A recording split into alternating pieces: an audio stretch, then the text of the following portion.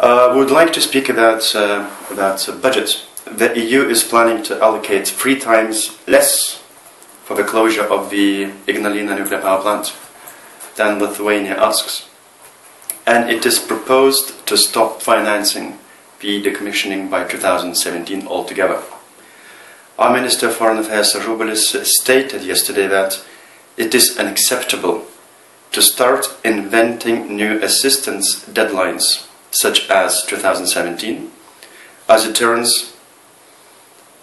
runs counter to the fundamental EU law. The Minister said that the intensity of the decommissioning process will depend directly on the sums. Does that mean that Lithuania might stop decommissioning of Ignalina altogether? What do you buy from that? I should start with responding to your question that this issue is very painful, and from the very beginning, when we got already indications that there might be less money for closing and decommissioning Ignalina's nuclear power plant station. So I will start with the recent news and what we could have expected from the Commission by stating their position. So yesterday in our political group there was Mr. Lewandowski, the Commissioner of Finances, and he was asked about the money allocated for Ignalina and this decreasement of money, and what he answered, and he is very fair in a way. He is not the kind of populistic politician who would, suggest something or that he would say that yes, we will fulfill your wishes and dreams. So he said very directly that you have 3 major issues: direct payments, agricultural direct payments, cohesion policy, and Ignalina. So you have to choose one priority, because there won't be enough money for everything. The same it was mentioned to Latvians, who raised questions mainly about agricultural policy and cohesion. So Lewandowski said you are happy that you do not have any of those nuclear power plants that has to be closed, so you have to choose between 2 priorities: cohesion and direct payments. So basically we are really in a complicated situation. And of course, the main issue is that you cannot, in my view, we cannot compare, cohesion, direct payments, and Ignalina, because Ignalina is according to treaty. We signed a treaty where it was written that there would be appropriate financing for the commissioning. So, but as long as I know from the previous year, let's say so, or at the very beginning, when it was raised the question that it might be the breach of the treaty. So from the Commission side, they were saying that, you can interpret it in a way, the text itself, and it's not necessary so. So if we will get less, as predicted, we will get less money, I don't know how we will continue this fight, so to say, because then I assume if Lithuania will complain and do some moves, it might end at the court, and no one knows how it will end. So this is just my thoughts. I don't know the official positions from Lithuanian side, what would be the steps, and especially when the new government will come. But in general, it's complicated, but I think that it's completely unfair, comparing Ignalina with the 2 other aspects that I've already mentioned. Do you think that Lithuania is doing enough to spread the message about Ignalina amongst the European officials? Do you think that Lithuania should have possibly allied with Slovakia and Bulgaria to raise the question even louder? I think that it was done pretty much, and that the level of our representation at the European Union and ambassadors, they were doing their job. Here in the European Parliament, we made collectively, so to say, members of European Parliament from Lithuania I don't know whether it's 100%, but at least some of us, we made those tabled amendments, especially for the budgetary control report, which is very critical in a way, full of critics for Ignalinas, the whole process, how it was implemented. We are seen as maybe not that very, how shall I say, reliable, maybe it's the word is too strong, but the problems we have with Nukem, that it's seen that in a way that we are failing to use the money in a proper way. But the other thing is that, okay, no one is blaming one or other side, I mean, whether it would be Nukem or Lithuanian side, but the outcome is pretty clear that the European Parliament, the Budgetary Control Committee, it has a lot of critics to the European, to Lithuania, and we will see how it will end the votes in the plenary. The other thing that we will have still discussions in ITRE committee, in Energy committee, on this Ignalina issue, but it's hard to, how shall I say, I mean, this is a very specific problem, and it's very hard to work like in blocks and to find allies, because yes, we have supporters among members of the European Parliament, for example, from Spain, the Vice President of European Parliament, Mr. Vidal Quadras, who is always very supportive in these issues related with energy.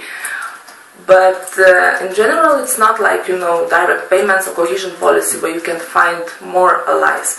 Here in this case, I mean, each country, Bulgaria, Slovakia and Lithuania, we want to pull this tablecloth, you know, to our side.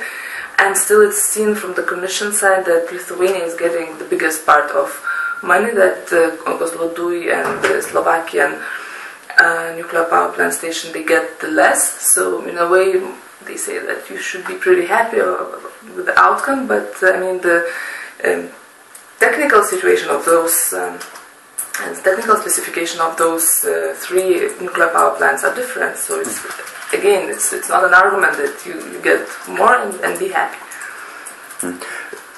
What do you think Lithuania should choose between those three options for agriculture, cohesion funds, and nuclear power, as decommissioning of nuclear power station? It seems that if Lithuania is going to choose the two without nuclear power station, it means, what does that mean, basically? Well, very hard question. I don't know. I don't know the answer. I mean, as I said, I think it's unfair to have everything under one roof, which is one. Ignalina is, I mean, it's made with the accession treaty, and the others two is just ordinary European Union policies. So, in my view, I think we should stick somehow to Ignalina as well, and maybe then choose the direct payments, because. Of course, I understand that it's impossible, you know, to get everything. That's I fully understand. But I see that it's very unfair, you know, to divide, not to divide, but to have this like common denominator that it's money for everything. So you have to choose, you know, on which rope you would like to hang yourself. Do you think Lithuania had managed to negotiate a good deal during the accession treaty negotiations, or this is what some politicians in Lithuania say, that is this our own making, because we did not really negotiate, we did not get full guarantees from the Commission. Well, you know, it would be in a way maybe unfair now to evaluate what was done. Okay, we can evaluate, but it's anyway it's done and it's too late. There are some, how shall I say, thoughts that maybe we shouldn't have given up the second reactor, and yes, that maybe it was possible to agree on that. But now it's too late. Of course, there are those questions raised that maybe it wasn't done the job properly. But now we have the situation as we have, and the main problem, I think that the Nukem is our problem as well, and this German company, and we have to be honest that there was pressure from the German side, from some officials or former officials who said that we said as Lithuania that maybe we would like to end up, to end the contract with Nukem because it doesn't work properly. But there was some pressure that you have to keep the same stream, the same line, and we have the outcome. And it was a German company, and from what I understand now it's turning into oil, became Russian. Yes. But how come, in this case, how come the German lobbyists would still care about Nukem if it is a Russian company? Tricky question, and I would respond maybe, I don't know, to look for some similarities what was done with Nord Stream project between two countries. So I think that in some levels the relations are very tight. So that would be my answer. Talking about Nord Stream, you did quite a lot in trying to draw environmental attention to the Nord Stream project, that it might be quite dangerous for the Baltic Sea environment.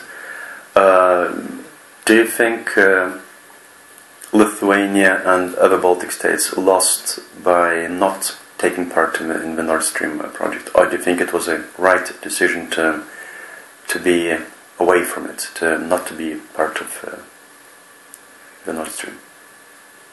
I think that starting with the environmental aspects, I still think that it's far from, this project is far from being environmentally friendly one. It doesn't matter how much efforts the Nord Stream company put into public campaign and spending money for showing for the society how many benefits it will give for the society, even for environment itself. So this is one thing. The other thing, starting from the very beginning, how it was done, the agreement itself between two countries, and I think that at the end, Lithuania, Latvia, or Estonia, they wouldn't be wanted in that project anyway.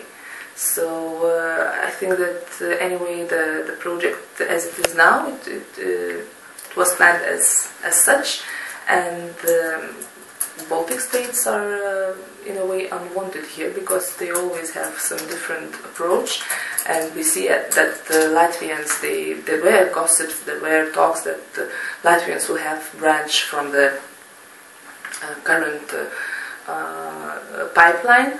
But then there were sayings that also there is not enough of demand, that Latvia is too small, and that it's not economically efficient to make this additional branch. There are now gossips that what we were very much afraid of, that there will be branch to Kaliningrad district, and then that our situation, as for example, in this case Lithuania's situation, would be complicated because now we are a transit country, and if Kaliningrad would have direct supply from Nord Stream, no one knows how what would be the destiny of Lithuania. But I mean, Poland still expresses their, how shall I say, sad mood in a way about the Nord Stream, and they feel that they were expelled from the project or not invited, so expelled automatically from the project as well. So I think that from the very beginning there was very clear that it will be like bilateral, so to say, project, not including those countries that might cause some problems.